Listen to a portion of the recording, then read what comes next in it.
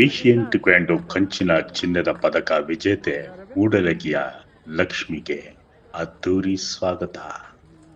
ಮಲೇಷ್ಯಾದಲ್ಲಿ ಇತ್ತೀಚೆಗೆ ಜರುಗಿದ Asian para taekwondo ಚಾಂಪಿಯನ್ಶಿಪ್ನಲ್ಲಿ ಕಂಚಿನ ಪದಕ ಗೆದ್ದ ಮೂಡಲಗಿ ಕಲಾ ಹಾಗೂ ವಾಣಿಜ್ಯ ಮಹಾವಿಶ್ವವಿದ್ಯಾನಿಲಯದ ವಿದ್ಯಾರ್ಥಿನಿ ಲಕ್ಷ್ಮಿ ರಡರಟ್ಟಿ ಅವರನ್ನ ಗುರುವಾರ ಮೂಡಲಗಿಯಲ್ಲಿ ತೆರೆದ ವಾಹನದಲ್ಲಿ ಮೆರವಣಿಗೆ ಮೂಲಕ ಸ್ವಾಗತಿಸಲಾಯಿತು.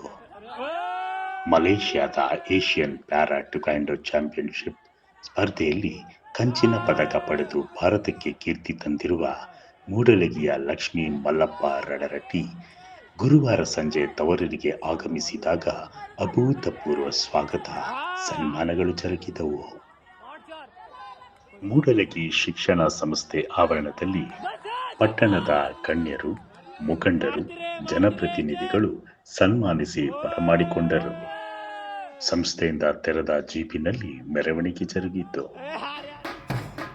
ವಿವಿಧ ವಾದ್ಯ ಮೇಳಗಳೊಂದಿಗೆ ಮಂಜುನಾಥ ಸೈನಿಕ ತರಬೇತಿ ಪ್ರಶಿಕ್ಷಣಾರ್ಥಿಗಳ ನೂರಾರು ಸಂಖ್ಯೆಯ ಮಹಿಳೆಯರು ದಾರಿಯುದ್ದಕ್ಕೂ ಪಟಾಕಿ, ಬಾಣ ಬಿರುಸು ಮೆರವಣಿಗೆ ಮೆರುಗು ನೀಡಿದವು. ದಾರಿಯುದ್ದಕ್ಕೂ ಲಕ್ಷ್ಮಿ ಸಾಧನೆಗೆ ಜೈಕಾರ ಹಾಕಿದರು. Sports bureau, Belagavi photo news, Mudalagi.